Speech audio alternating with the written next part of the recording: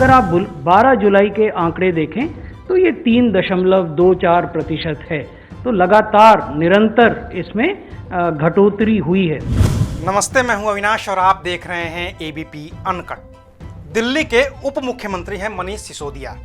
पिछले महीने उन्होंने कोरोना को लेकर एक आशंका जाहिर की थी, कुछ आंकड़े बताए थे और कहा था कि स्थितियां खराब होने वाली हैं। यह भी कहा था कि 15 जुलाई तक दिल्ली में कोरोना का आंकड़ा 2 लाख को पार कर जाएगा। 15 जुलाई तक करीब 2.25 लाख केसेस हो जाएंगे। 31 जुलाई तक करीब 5.5 लाख केस पहुंच जाएंगे। लेकिन उनकी आशंका गलत साबित होती दिख रही है और ये पहली बार होगा कि जब कोई नेता अपनी ही बात को गलत साबित होता देखकर भी खुश हो रहा होगा। लेकिन ये सब हुआ कैसे? कैसे बद से बदतर होती जा रही दिल्ली ने कोरोना की रफ्तार पर रोक लगाई? कैसे दिल्ली का रिकवरी रेट राष्ट्रीय औसत से भी बेहतर हो गया? और कैसे अमित शाह केजरीवाल ने मिलकर दिल्ली में हो रहे कोरोना विस्फोट को रोकने में कामयाबी पाई? इसी पर मिलेगा आपको आज का बिन मांगा ज्ञान।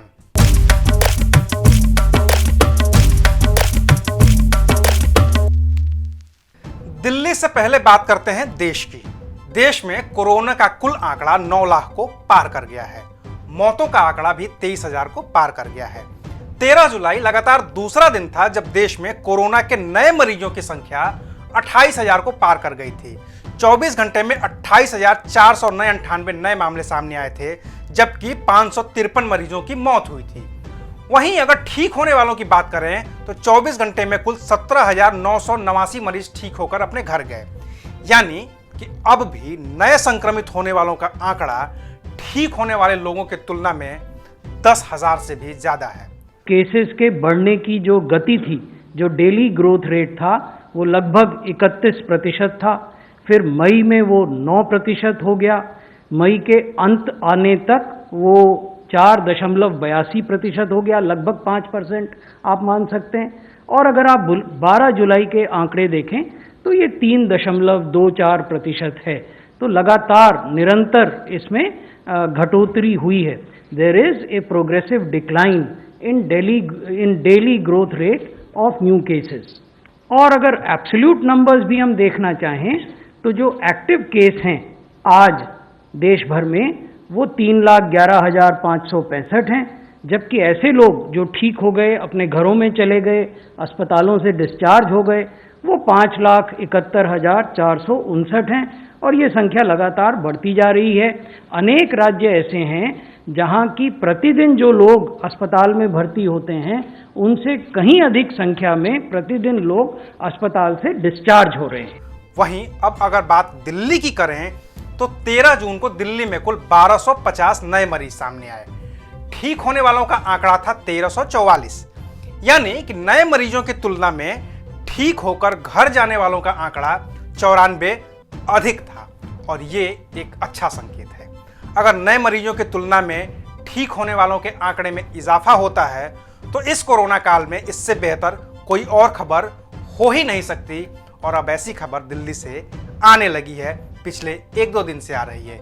एक नजर डालते हैं दिल्ली के आंकड़े पर। 80.28% हुआ कोरोना रिकवरी रेट। 1246 मामले आए 24 घंटे में। 1344 लोग ठीक हुए 24 घंटे में। 40 मरीजों की मौत हुई पिछले 24 घंटे में। 1,13,740 हुए कुल मामले दिल्ली में। 3,411 हुआ कुल मौतों का आंकड़ा। 91,312 लोग ठीक हुए अब तक दिल्ली में। 19,017 हैं दिल्ली में कोरोना के एक्टिव केस। 11,170 मरीज हैं होम आइसोलेशन में। इसके अलावा कुछ और आंकड़े हैं जो दिल्ली की असली कहानी बयान कर रहे हैं, उन पर भी नजर डालना जरूरी है। ये आंकड़े जांच के आंकड़े हैं जिनसे पता चलता है कि जांच की संख्या बढ़ने के बाद भी नए संक्रमित लोगों की संख्या में कमी आई है। 3,860 आरटी-पीसीआर टेस्ट हुए 24 घंटे में। 8,311 एंटीजन टेस्ट हुए 24 घंटे में। 12,171 टेस्ट हुए दिल्ली में 24 घंटे में। 6,92,845 टेस्ट हुए हैं अब तक दिल्ली में। अब ये तो आंकड़े हैं जो बता रहे हैं कि दिल्ली में कोरोना का संक्रमण नियंत्रण में है, लेकिन अब इसके पीछे की वजहों की भी पड़ताल कर लेते हैं। एक वक्त था जब दिल्ली को कोरोना कैपिटल कहा जाने लगा था। लग रहा था कि दिल्ली महाराष्ट्र के आंकड़े को भी पार कर जाएगी।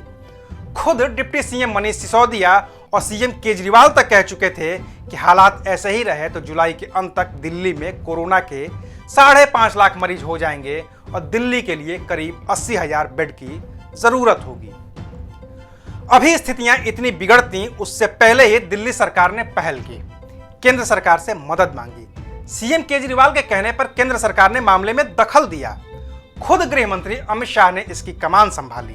दिल्ली के उप मुख्यमंत्री ने जो स्टेटमेंट किया कि 31/7 तक 5.5 लाख लोग हो जाएंगे, हमारे पास व्यवस्था नहीं रहेगी।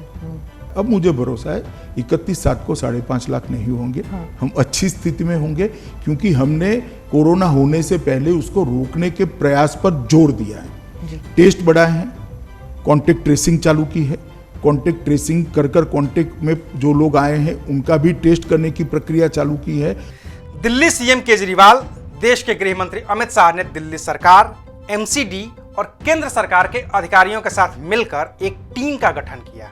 इसमें एम्स के डायरेक्टर, केंद्रीय स्वास्थ्य मंत्री और तमाम प्रोफेशनल्स मौजूद थे। जहां जहां मैन पावर की कमी थी उसे तुरंत पूरा किया गया। टेस्टिंग की संख्या बढ़ाई गई, कॉन्ट्रैक्ट ट्रेसिंग शुरू हुई, कंटेनमेंट जोन थे जो उनमें सख्ती बढ़ा दी गई, सीरोलॉजिकल सर्वे करवाना शुरू किया गया, प्लाज्मा थेरेपी से इलाज शुरू हुआ और लोगों तक ऑक्सीमीटर की पहुंच हो गई ताकि वो अपने ऑक्सीजन का लेवल नाप सकें और खुद से अस्पताल जा सकें। इसकी वजह से संक्रमण तो कंट्रोल में आया ही, मौतों का आंकड़ा भी नियंत्रित हो गया। और यही वजह है कि जब कोरोना अपने शुरुआती दौर में था तो कोई केरल मॉडल की बात कर रहा था तो कोई गुजरात मॉडल की, कोई मणिपुर मॉडल की बात कर रहा था तो कोई उत्तर प्रदेश मॉडल की, लेकिन अब चर्चा सिर्फ और सिर्फ दिल्ली मॉडल की है, जहां केंद्र और राज्य ने मिलकर बदतर हो रही स्थितियों को तेजी के साथ नियंत्रित किया है। एबीपी न्यूज आपको रखे आगे।